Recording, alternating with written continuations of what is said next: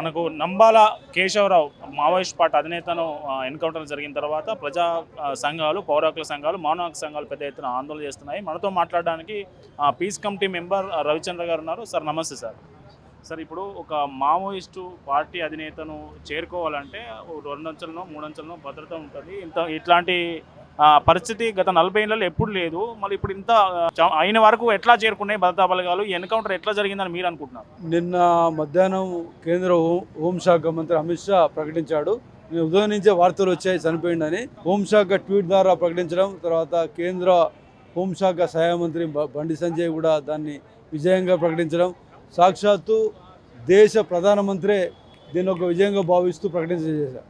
అయితే ఈ ప్రకటనలు అన్నిటి పట్ల వాళ్ళు ఏదైతే చెప్తున్నారో కథనం అది అవాస్తవం, వాస్తవానికి చాలా దూరంగా ఉన్నది. మీరు అన్నట్టు ఆయనే ఒక పార్టీ జాతీయ ప్రధాన కార్యదర్శి, భద్రత ఉంటుందని మీరే బలగాలే చాలాసార్లు చెప్పి భారత ప్రభుత్వం కూడా చెప్పింది.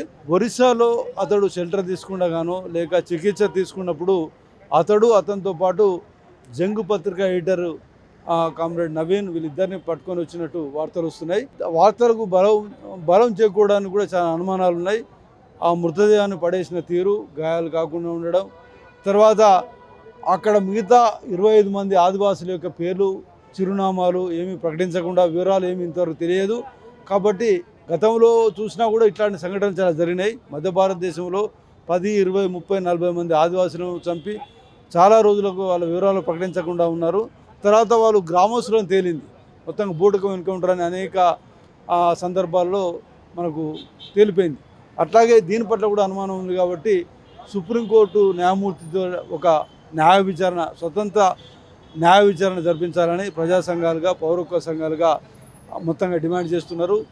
అంతేకాకుండా కేవలం కేశవరావు ఎన్కౌంటర్ కాదు, భారతదేశంలో జరిగే అనేక ఎన్కౌంటర్లను చూస్తే వాళ్ళని చంపివేయడం ఒక లక్ష్యంగా ఈరోజు భారత ప్రభుత్వం పనిచేస్తున్నారు. అంటే భారత హోంమంత్రి మేము చంపివేస్తామంటున్నాడు. ఈ భాష సరైనది కాదు. రాజ్యాంగబద్ధంగా చంపివేస్తామని ఎవరు అనకూడదు. చట్టబద్ధంగా అరెస్ట్ చేస్తాం, కోర్టులో ప్రవేశపెడతాం, విచారణ చేపిస్తాం, శిక్ష పడేటి చేస్తాం అని భాష మాట్లాడతారు తప్ప ఫలానా డేట్ పెట్టి, ముహూర్తం పెట్టి మేము చంపివేస్తామనే భాష అనేది సరైనది కాదు.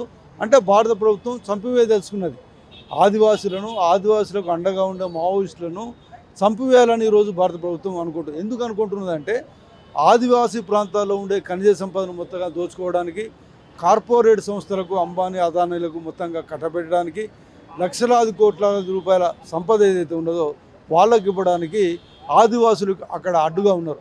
ఆదివాసులు గత 2-3 సంవత్సరాలుగా వాళ్ళు శాంతియుతంగా ధర్నా చేస్తున్నారు. మీరు చెప్పే రాజ్యాంగ పద్ధతిలోనే వాళ్ళు ఈ కంపెనీలకు ఈ ఖనిజాలు కట్టబెట్టద్దు అని ధర్నా చేస్తున్నారు. ఆ ధర్నా చేస్తుండే సిలిగేర్ లాంటి ప్లేస్లో మావోయిస్టులు లేరు. అక్కడ నిరాయుధులైన ఆదివాసీలపైన కాల్పులు జరిపి 4 ఆదివాసులను చంపివేసింది. అనేక ధర్నాలను విచ్ఛిన్నం చేసింది. అంటే మీరు చెప్పే రాజ్యాంగబద్ధంగా వాళ్ళ దగ్గర గన్సేం లేవు కదా, శాంతియుతంగా ధర్నా చేస్తున్నారు కదా, అట్లాంటి ధర్నా చేసే స్థలాలను అనుమతించవచ్చు కదా. అంటే మీకు చట్టం పైన మీకే నమ్మకం లేదు. చట్టం చేసే వాళ్ళకే చట్టం పట్ల మీకు నమ్మకం లేనప్పుడు ప్రజలకు ఎట్లా ఉంటుంది? మావోయిస్టులు చాలా స్పష్టంగా చెప్తున్నారు, మేము సాయుధ పోరాటం చేస్తామంటున్నారు, రాజ్యాంగం కాదంటున్నారు. మీరు రాజ్యాంగం పైన ప్రమాణం చేసి అధికారంలోకి వచ్చారు కదా, రాజ్యాంగ మౌలిక సూత్రాలను పాటించాలి కదా. కానీ మీరే రాజ్యాంగానికి వ్యతిరేకంగా మీరు ప్రవర్తిస్తుంటే ఈ ప్రజలకు ఎవరు రక్షణ కల్పిస్తారు? ఈరోజు ఆదివాసులు ఉన్నారు అక్కడ. ఆదివాసులు ఈరోజు వాళ్ళు కేవలం ఆదివాసుల కొరకు పోరాడట్లేదు, అది భారతదేశ ప్రజల కొరకు వాళ్ళు పోరాడుతున్నారు.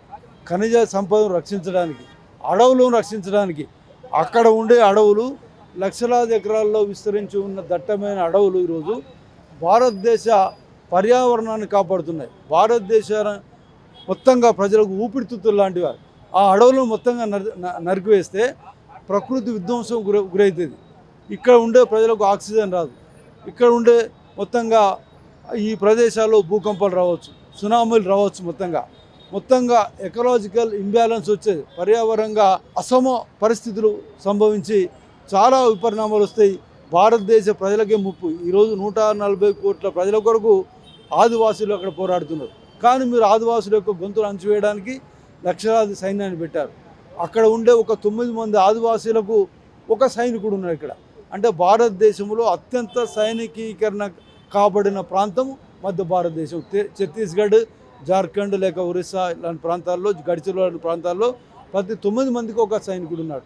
జమ్మూ కాశ్మీర్లో లేరు, ఈశాన్య భారతంలో లేరు, యుద్ధం జరిగే పాలస్తీన్లో, గాజాలో లేరు. అక్కడ అత్యంత సైనికీకరణ ఎందుకు చేశారంటే అక్కడ ఉండే ఖనిజాలను మొత్తంగా భారత పాలక వర్గాలు వాళ్లకు కట్టబెట్టడానికి, వాళ్లకు అండగా ఉండే మావోయిస్టు పార్టీని మొత్తంగా నిర్మూలించడానికి వాళ్ళు కంకణం కట్టుకున్నారు. ఇది కేవలం సైనికీకరణే కాదు, దీని వెనుక రాజకీయ దురుద్దేశాలు కూడా ఉన్నాయి, పొలిటికల్ మోటివ్స్. రాజకీయంగా ఆర్ఎస్ఎస్ బీజేపీ గత 11 సంవత్సరాల్లో మొత్తంగా ఒక హేతుబద్ధంగా ఆలోచించే వాళ్ళను ఒక గొంతును అణచివేయడానికి ప్రయత్నం చేస్తున్నది. అనేక మంది మేధావులను అరెస్ట్ చేసి అక్రమ కేసుల్లో ఇరికించి జైల్లో పెట్టింది. 6,000 మంది ఆదివాసులు ఈరోజు జైల్లో ఉన్నారు. అనేక వందల వేల మంది మీద ఊపా కేసులు అక్రమంగా బనాయించింది. ఎవరు ప్రశ్నిస్తే జర్నలిస్టును జైల్లో పెడుతున్నది. ఈరోజు ఆదివాసీ ప్రాంతాల్లోకి జర్నలిస్టు పోవడానికి వీల్లేదు, వార్తలు రాయడానికి వీల్లేదు, అక్కడికి పౌర హక్కుల సంఘాలు పోవడానికి వీల్లేదు, ప్రభుత్వ యంత్రాంగం పోవడానికి వీల్లేదు. అక్కడ ఏం జరుగుతుందో తెలియదు. అక్కడ సైనిక క్యాంపుల్లో ఆదివాసీలను మొత్తంగా తీసుకొచ్చి అక్కడ కుక్కి వాళ్ళని చిత్రహింసలు పెట్టి వాళ్ళు అవసరం ఉన్నప్పుడు వాళ్ళని ఎన్కౌంటర్ చేసే పద్ధతి కొనసాగుతున్నది. వాళ్లకు ఆలివ్ గ్రీన్ డ్రెస్సులు వేసి మావోయిస్టులు అని చెప్పేసి వాళ్ళని ఎన్కౌంటర్ చేస్తున్నారు. ఇంత చట్టకి వ్యతిరేకంగా పరిపాలన సాగించడం అనేది గత 75 ఏళ్లలో ఎప్పుడు లేదు. ఆర్ఎస్ఎస్ బీజేపీ అధికారంలోకి వచ్చిన తర్వాతనే ఇట్లాంటి పరిస్థితి ఉన్నది. అంటే కేవలం మావోయిస్టులను నిర్మూలించడము, ఆదివాసులను కాదు, ఇది వాళ్ళ యొక్క లక్ష్యం ఈ రాజ్యాంగాన్ని మార్చాలి, ఈ హక్కులను మొత్తంగా తీసివేయాలి, ప్రశ్నించే వాళ్ళను మొత్తంగా అణచివేయాలి. ఈ దేశం నుండే వామపక్ష మొత్తంగా సిపిఐ, సిపిఎంతో సహా అనేక పార్టీలను మొత్తంగా అణచివేయాలి. ఎవరు ప్రశ్నిస్తే వాళ్ళు అణచివేయడానికి ఈరోజు భారత ప్రభుత్వం మావోయిస్టుల అణచివేతను మొదటిగా బూచిగా చూపించి ఒక పూనుకున్నది. దీని వ్యతిరేకంగా శాంతి చర్చ చేయాలని చెప్పేసి చాలామంది మేధావులు కోరుతున్నారు. పాలక వర్గాలను చాలామంది పార్టీలు, సిపిఐ, సిపిఎం మొదలుకుంటే పౌర హక్కుల సంఘాలు, చాలా ఈ దేశం ఉండే ప్రొఫెసర్లు, చాలామంది అకాడమిషియన్స్ కోరుతున్నారు. కానీ శాంతి చర్చల ముందు రావట్లేదు. మావోయిస్టుల వైపు నుంచి శాంతి చర్చలకు వచ్చారు. 3-4 సార్లు వాళ్ళు లెటర్లు రాశారు, మా వైపు నుంచి హింస లేదన్నారు, దాడులు ఉండవని ప్రకటించారు, వాళ్ళు బాగానే ఉన్నారు. కానీ భారత ప్రభుత్వం శాంతి చర్చల ముందు రావట్లేదు. ఏదైనా కూడా శాంతి చర్చల ముందుకు వచ్చి ఈ మానవ హననాన్ని, చంపడం అనేదాన్ని ఆపేస్తే శాంతి నెలకొంటుంది, ప్రాణాలు కాపాడబడతాయి, ఆదివాసులు కాపాడబడతారు, అడవులు కాపాడబడతాయి, సహజ వనరులు ఇది ఇష్టం లేదు భారత ప్రభుత్వానికి. ఈ ఇష్టం లేకుండా మనకు బండి సంజయ్ లాంటి కేంద్ర సహాయ మంత్రి ఏమంటున్నారంటే, మీరు బందూకులు పట్టుకొని శాంతి చర్చలు అంటే ఎట్లా, మీరు వదిలేసి రండి, మేము శాంతి చర్చలకు సిద్ధమని బండి సంజయ్ ఈ మధ్య ఒక కామెంట్ చేస్తారు. దాన్ని ఎట్లా చూస్తారు? దాన్ని మావోయిస్ట్ పార్టీ స్పష్టంగా ప్రకటించింది. మా వైపు నుంచి ఎలాంటి హింస, దాడులు ఉండవు. ఎవరైనా సాయుధ పోరాటం చేసే పార్టీలు కానీ, సంస్థలు కానీ, ప్రపంచంలో కానీ, భారతదేశంలో కానీ అనేక సందర్భాల్లో తుపాకులు పట్టుకున్న వాళ్ళతోటి చర్చలు చేసిన సందర్భాలు చాలా ఉన్నాయి. ఈశాన్య భారతంలో నాగా మిలిటెంట్లతోటి, బోడో మిలిటెంట్లతోటి, గూర్ఖాలాండ్ మిలిటెంట్లతోటి, జమ్మూ కాశ్మీర్లో హురియత్ కాన్ఫరెన్స్ తోటి, ప్రపంచంలో అనేక సంస్థలతో, సాయుధ సంస్థలతో, తుపాకులు ఉన్నాయి వాళ్ళ దగ్గర, అనేక ఆయుధాలు ఉన్నాయి, వాళ్ళు ఆయుధాలు ఉండగా కూడా వాళ్ళతో చర్చలు జరిపారు. మావోయిస్టులు ఏమంటున్నారు, ఇది కూడా చర్చలు పెట్టండి. ఈరోజు భారత పాలక వర్గాలు అంటున్నాయి, మీరు గతంలో మీరు హింస చేశారంటున్నారు, అది కూడా అక్రాస్ ది టేబుల్ చర్చలకు రండి. మీరు హింస చేశారా లేదా, మీరు వ్యవస్థీకృత హింస ఎట్లా చేస్తున్నారు, ఇవన్నీ కూడా చర్చకు వస్తాయి కదా. చర్చకు వచ్చి ఒక శాంతి నెలకొనే ఒక వాతావరణాన్ని కల్పించడానికి మీరు భారత ప్రభుత్వం ఇప్పుడు ఎందుకు ముందుకు రాదు? గతంలో మీరు ఏం చేశారు, మేమేం చేశారంటే తవ్వుకుంటూ పోతే ఆర్ఎస్ఎస్ బీజేపీ ప్రభుత్వాలు ముందుకు వచ్చిన తర్వాత అనేక రాష్ట్రాల్లో, గుజరాత్ రాష్ట్రాల్లో హింసాకాండలకు పాల్పడి మాలేగాం పేర్లు లేక మక్కాబాజు పేర్లు వందలాది మందిని ఆర్ఎస్ఎస్ బీజేపీ చంపివేసింది ఆరోపణ కూడా ఉంది కదా. మొత్తంగా అవి కాదు, ఇక్కడ ఆరోపణలు కాదు ఇక్కడ కావాల్సింది, మీరు చేశారు, మేమేం చేశారు. ఇప్పుడు మీరు జరుగుతున్న మానవ హననాన్ని ఆపండి, తుపాకీని కాసేపు పక్కన పెడదాం, మీరు పెట్టండి, మేము పెడదాము, చర్చలకు వచ్చిన తర్వాత అప్పుడు మాట్లాడదాం మనం అని స్పష్టంగా అంటున్నారు. ఇది కొత్త విషయం కాదు. సాయుధంగా ఉండే వాళ్ళతో చర్చలు జరపడం అనేది భారతదేశంలో కానీ, ప్రపంచంలో కానీ కొత్త విషయం కాదు. అనేక సంస్థలతోటి, పార్టీలతోటి ప్రభుత్వాలు చర్చలు జరిపిన సందర్భాలు అనేక ఉన్నాయి. ఆ దృష్టిలో పెట్టుకొని మీరు రండి. మీరు అది మాట్లాడకుండా మేము చంపేస్తామంటే అంటే మీకు దుర్బుద్ధి ఉన్నది. చంపేయాలని ఒక ఆలోచన ఉంది కాబట్టి వాదన ముందుకు తీసుకొస్తున్నారు. మొత్తంగా చర్చలు లేవు అంటున్నారు, మాటలు లేవు అంటున్నారు. రాజ్యాంగబద్ధంగానే ఆర్టికల్ 21 ప్రకారం మానవుల యొక్క జీవించే హక్కును కాపాడవలసిన బాధ్యత రాజ్యాంగం పైన, భారత పాలక వర్గాల పైన ఉంది కదా. ఉన్నప్పుడు నువ్వు ఎందుకు శాంతి చర్చలకు రావు అంటే నువ్వు స్పష్టంగా నీకు ఒక ఆలోచన ఉంది, హింసను ప్రయోగించాలి, చంపేయాలనే ఆలోచన ఉంది కాబట్టి నువ్వు ముందుకు వస్తలేవు. ఈరోజు ఈ దేశంలో ఉండే మేధావులు, ఈ దేశంలో ఉండే అనేక బుద్ధిజీవులు, ఈ దేశంలో ఉండే పార్లమెంటరీ రాజకీయ పార్టీలు సిపిఐ నుంచి మొదలుకొని అనేక పార్టీలు విజ్ఞప్తి చేస్తున్నాయి. బీఆర్ఎస్ పార్టీ కూడా విజ్ఞప్తి చేసింది శాంతి చర్చలు జరపండి అని. అన్ని పార్టీలు విజ్ఞప్తి చేసినా మొత్తం పెడచెవున పెట్టి మొత్తం పౌర సమాజం ఎన్ని విజ్ఞప్తి చేసినా కూడా కాదని ఈరోజు ముందుకు పోతున్నావంటే నీకు దుర్బుద్ధి ఉన్నది. నువ్వు మొత్తంగా ఈరోజు మావోయిస్ట్ పార్టీనే కాదు ఆదివాసుల గొంతు నొక్కివేయాలి. తద్వారా మొత్తంగా ప్రశ్నించే వాళ్ళ గొంతును నొక్కివేసి ఒక భయానకమైన పరిస్థితి కల్పించి నీవు ఎవరు మాట్లాడకుండా చేయాలని ఒక ఆలోచన నీ ఉద్దేశం ఉంది అని స్పష్టంగా నమ్ముతున్నాం. కాబట్టి ఇప్పటికైనా కూడా భారత ప్రభుత్వం ముందుకొచ్చి శాంతి నెలకొనే విధంగా మీరు ముందుకు రండి పౌర సమాజంగా పౌర హక్కుల సంఘాలుగా అందరూ విజ్ఞప్తి చేస్తున్నారు. దీన్ని పాటించాలని మేము కూడా భారత ప్రభుత్వాన్ని డిమాండ్ చేస్తూ ఉన్నాం. సార్, చివరిగా ఒక ప్రశ్నకు జవాబు చెప్పండి. నిజంగా ఆదివాసుల గొంతు నొక్కితే, ఆదివాసులను ఇబ్బంది పెడితే ఛత్తీస్గఢ్, ఒడిశా లాంటి ప్రాంతాల్లో ఆదివాసులు ఎక్కువ ఉండే ప్రాంతాల్లో కూడా బీజేపీ అధికారంలోకి వచ్చిందని బీజేపీ నాయకులు చెప్తా ఉన్నారు కదా, మళ్ళీ దాన్ని ఎట్లా అంటారు? దాని మీద ఏమంటారు? అధికారంలో పార్లమెంటరీ ఎన్నికల ద్వారా అధికారం రావడం అనేది ప్రహసనం అని మేం కాదు, అనేక మంది లిబరల్ మేధావులు చెప్పారు. ఈ ఓట్లు ఎట్లా జరుగుతున్నాయి, ఓటు విధానం ఎట్లా ఉన్నది, ఇది ఇది ఇది వేరే చర్చ. దీని చర్చకు సంబంధించి బీజేపీ అధికారంలో ఛత్తీస్గఢ్లో వచ్చిన తర్వాత హింస ఎక్కువైపోయింది. మొత్తంగా వాళ్ళకు ప్రజల మద్దతు ఉందని మనం చెప్పలేము. భారతదేశంలో వాళ్ళకు వచ్చిన సీట్లు ఓట్ల శాతం చూస్తే మొత్తం వాళ్ళకు మద్దతు ఉందని చెప్పలేము మనం. ఓట్ల విధానంలోనే అనేక లోపాలు ఉన్నాయని అనేక మంది మేధావులు చెప్తున్నారు. మొత్తంగా ఓట్లను ఎట్లా ప్రలోభపరుచుకున్నారు, ఓట్లను ఎట్లా ఏం చేస్తున్నారు ఉన్నది, పార్లమెంటరీ పార్టీలు ఎట్లా ధనాన్ని ఖర్చు పెడతాయి అనే లెక్కలు మనందరి దగ్గర అందరూ తెలుసు. కాబట్టి ఓట్లు ద్వారా అధికారంలోకి వచ్చారనేది ఒకటే గిడురాయి కాదు, అనేక గిడురాలు. ప్రజల యొక్క సమస్యలు మీ ఎజెండా ఏంటి, మీ డెవలప్మెంట్ నమూనా ఏమిటి? ఈరోజు మీరు పెట్టుబడిదారుల కొమ్ము గాయడానికి మీరు ఎన్నికల మేనిఫెస్టోలో పెట్టారు చర్చలు జరుపుతామని. ఛత్తీస్గఢ్లో అధికారంలో రాకముందు బీజేపీ ఈ ప్రభుత్వమే మేము చర్చలు జరుపుతామని రాశారు. వాళ్ళు మావోయిస్టులతో చర్చలు జరుపుతాం అని వాళ్ళు రాశారు. మీరు చేసిన ప్రమాణాన్ని అనుసరించి మీరు చర్చలు జరపండి. ఈరోజు చాలా స్పష్టంగా మీరు రాసిన దాన్నే ఈరోజు రాజ్యాంగాన్నే ఉల్లంఘిస్తున్నారు. మీరు మేనిఫెస్టోను అనుసరిస్తారని మేము నమ్మడం కాదు కదా. కాబట్టి బీజేపీ ప్రభుత్వం అధికారంలోకి వచ్చిన కేవలం ఛత్తీస్గఢ్ అనేక రాష్ట్రాల్లో ఉంది అధికారం. భారతదేశంలోనూ ఈరోజు 240 సీట్లు అధికారం ఉంది. వాళ్ళకి వచ్చింది 30% ఓట్లు.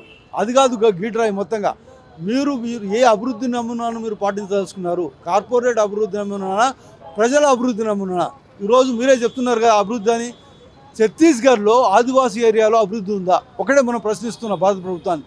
ఎన్ని పాఠశాలలు ఉన్నాయి, ఎంతమంది ఉపాధ్యాయులు ఉన్నారు, ఎన్ని హాస్పిటల్స్ ఉన్నాయి, ఎంతమంది వైద్యులు ఉన్నారు? మీరు వ్యవసాయం చేసుకోవడానికి లోన్స్ ఇస్తున్నారా? మీ పథకాలు ఏమైనా అమలు జరుగుతున్నాయా? అక్కడ ఏం లేదు. అక్కడ ఉండే పాఠశాలలు అన్నీ ఈరోజు సైనిక క్యాంపులుగా మారిపోయినాయి. అక్కడ ఉండే హాస్పిటల్స్ మొత్తం మిలిటరీలు మొత్తం నింపేశారు. మొత్తం సైనికులతో నింపేశారు. అభివృద్ధి ఎక్కడిది?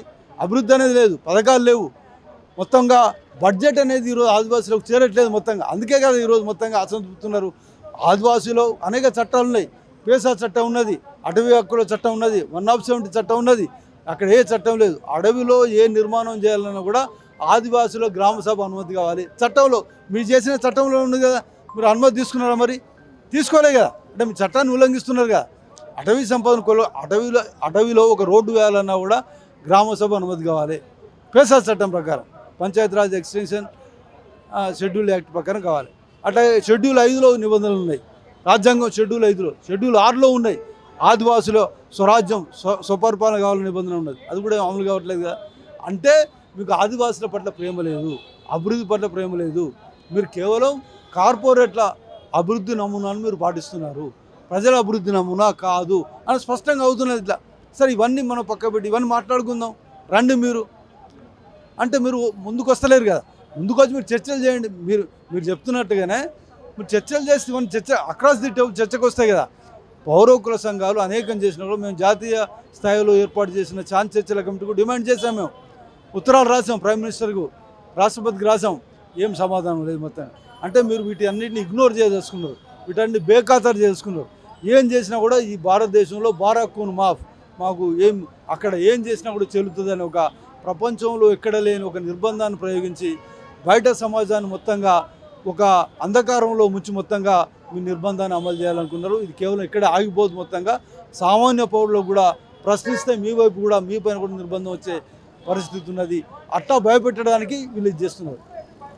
మీరేమైనా ప్రశ్నిస్తే వాళ్ళకు పట్టిన గతే మీకు పడుతుంది అని ఒక సందేశాన్ని పంపడానికి ఈరోజు భారత పాలక వర్గాలు ప్రయత్నం చేస్తున్నాయి.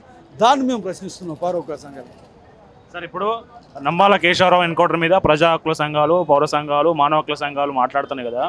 నంబాల కేశవరావు ఏదైతే దాడి చేశారన్న ఆరోపణలు ఉన్నాయో, 70 మంది సిఆర్పిఎఫ్ సైనికులు చనిపోయారు. ఒక సీఎం మీద దాడి చేయడానికైనా వ్యూహం పన్నారు. ఇట్లాంటి సమయంలో అప్పుడు ఏ పౌర హక్కుల సంఘం, ఏ మానవ హక్కుల సంఘం మాట్లాడలేదని ఈరోజు కొందరు బీజేపీ నాయకులు మాట్లాడుతూ ఉన్నారు. దానికి ఏం సమాధానం చెప్తారు? గతంలో మావోయిస్టులు హింసకు పాల్పడ్డారనే వాదన కొత్తది కాదు. అనేక సంవత్సరాలుగా ఇది చేస్తూ ఉన్నారు. ఇప్పుడున్న సందర్భం ఏంటిదంటే, ప్రస్తుత సందర్భం అట్లా మనం తవ్వుకుంటూ పోతే బీజేపీ వాళ్ళు గుజరాత్లో ఆర్ఎస్ఎస్ వాళ్ళు 2000 మందిని చంపారన్న ఆరోపణ అంటున్నా. గుజరాత్లో ముస్లింలను చంపారన్నది. అట్లాగే మాలేబాబు బాంబు కేసులు పెట్టారన్నది. అక్కడ ఉండే బీజేపీ ఎంపీ పైన ఈరోజు విచారణ జరుగుతున్నది. మక్కా మసీదులో బాంబు పేర్లు మొత్తం ఆర్ఎస్ఎస్ వాళ్ళు చేశారు. ఇవన్నీ తవ్వుకుంటూ పోతే మీరేం చేశారు, వీళ్ళేం చేశారు అని కాదు. ఒక పౌర హక్కుల సంఘంగా తప్పనిసరిగా హింస జరగకూడదు, అహింస ఉండాలి, ఈరోజు శాంతి ఉండాలి అనే ఒక డిమాండ్ వస్తున్నది. దీన్ని మీరు పరిశీలించండి. గతంలో చాలా జరిగిన సంఘటనలు, ఇటు మావోయిస్టుల నుంచి అటు భారత సైనిక బలగాలు చాలా హింస చేశాయి. కేవలం మావోయిస్టులనే కాదు, ఇందాక చెప్పినట్టు ఆదివాసులను గ్రామాల్లో చొరబడి అత్యాధునిక సైనిక ప్రక్రియలు ఉపయోగించి, డ్రోన్స్ ఉపయోగించి అంతర్జాతీయ న్యాయ సూత్రాలకు వ్యతిరేకంగా బాంబులు వేశారు, రాకెట్స్తో దాడి చేశారు. భారత ప్రభుత్వం చేసిన ఘోరాలు ఇన్ని కాదు, మొత్తంగా అంతర్జాతీయ న్యాయ సూత్రాలకు వ్యతిరేకంగా ఒక శత్రుదేశం పైన దాడి చేశారు. దాడి చేసి చంపిన తర్వాత భారత సైనిక బలగాలు డ్యాన్స్ చేసినాయి. నిన్న హోంమంత్రి వాళ్ళు విజయమని ప్రకటించారు. మొత్తంగా భారత ప్రభుత్వము భారత ప్రజలపైన హింసకు పూనుకోవడం, భారత పౌరులను ఈ రకంగా చంపడం, సైనికులు ఉపయోగించి, రాకెట్స్ ఉపయోగించి, బాంబులు ఉపయోగించి చంపడం అనేది, డ్రోన్స్ ఉపయోగించి చంపడం అనేది ఇది చట్ట వ్యతిరేకమని సుప్రీంకోర్టు చాలా స్పష్టంగా చెప్పింది. ఏం చెప్పిందంటే సుప్రీంకోర్టు, భారత పౌరులను భారత ప్రభుత్వం చంపడం అంటే తల్లి తన బిడ్డలను చంపుతున్నట్టే అని సుప్రీంకోర్టు చాలా స్పష్టంగా చెప్పింది. అంత స్పష్టంగా చెప్పినప్పుడు మీరు ఆదివాసులపైన హింసను ప్రయోగించకూడదు కదా. పోనీ గతంలో జరిగింది కదా, ఇప్పుడు శాంతి చర్చలకు వస్తామంటున్నారు కదా. వాళ్ళు స్పష్టంగా మావోయిస్టు పార్టీ ప్రకటించింది, మేము దాడులు చేయం, హింసకు పాల్పడం, మేము తుపాకీని పక్కకు పెడతాము, మా వైపు నుంచి ఎట్లాంటి దాడి స్పష్టంగా ప్రకటించింది. దానికి కట్టుబడి ఉన్నారు వాళ్ళు. కానీ మీ వైపు నుంచి మరి మీ సమాధానం ఎట్లా ఉందంటే చంపడమే మీ సమాధానం ఉంది. ఇప్పుడు మావోయిస్టు పార్టీ ప్రధాన కార్యదర్శి వాళ్ళకు పట్టుబడ్డాడు. అతను తీసుకొచ్చి చర్చలు చేసి కదా, ఎవరు చేస్తారు చర్చలు? వాళ్ళ పార్టీ ప్రధాన కార్యదర్శి కదా. అతన్నే చంపేసిన తర్వాత ఎవరితో చర్చలు చేస్తావు అంటే మీరు నిర్మూలించడానికే సిద్ధపడ్డారు. అంటే భారత ప్రభుత్వం ఈరోజు ఆర్ఎస్ఎస్ బీజేపీ ప్రభుత్వం కేవలం సైనిక చర్య ద్వారా నిర్మూలించడమే కాదు, రాజకీయ పరంగా కూడా ఎవరైతే ప్రశ్నిస్తే వాళ్ళని అణచివేయడానికి స్పష్టంగా నిర్ణయించుకున్నది. రాజ్యాంగం ఆ మాటకు వస్తే బీజేపీకి సైద్ధాంతికంగానే ఈ దేశ రాజ్యాంగం పట్ల నమ్మకం లేదు. ఈ దేశ రాజ్యాంగాన్ని వాళ్ళు గౌరవించలేదు. 3 రంగుల జెండా వాళ్ళు ఇంతవరకు ఎగురవేయలేదు గతంలో చరిత్రలో. దేశభక్తి కొరకు పాటుపడలేదు. ఇదంతా చరిత్ర ఉంది, అందులో పోవట్లేదు మనం. అది చర్చ కాదు. ఇప్పుడు శాంతి నెలకొల్పడానికి మీరు భారత ప్రభుత్వంగా ఆర్టికల్ 21 ప్రకారం జీవించే హక్కును గౌరవించాలిగా మీరు ముందుకు వస్తారా లేదా అనేది ప్రశ్న. కాబట్టి తప్పనిసరిగా ఈరోజు భారత ప్రభుత్వం ముందుకు రావాలని చెప్పేసి పౌర హక్కుల సంఘాలుగా విజ్ఞప్తి చేస్తున్నాం, డిమాండ్ చేస్తున్నాం.